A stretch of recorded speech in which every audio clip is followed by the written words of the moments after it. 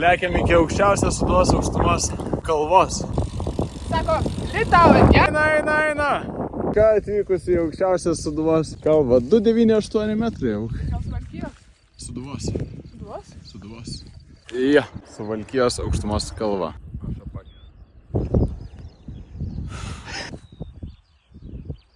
Man regis, jinai ruošės karų.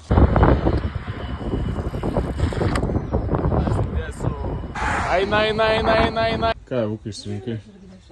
Dešrelių įmu. O tai čia restoranas?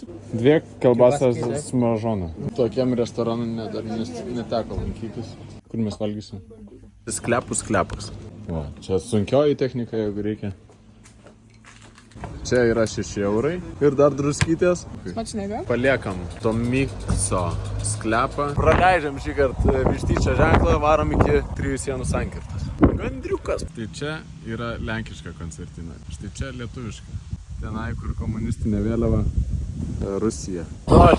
Apsukom ratuką nuo Vištyčio, nuvažiavom į Lenkiją per vieną artimiausią šitą pasienio punktą.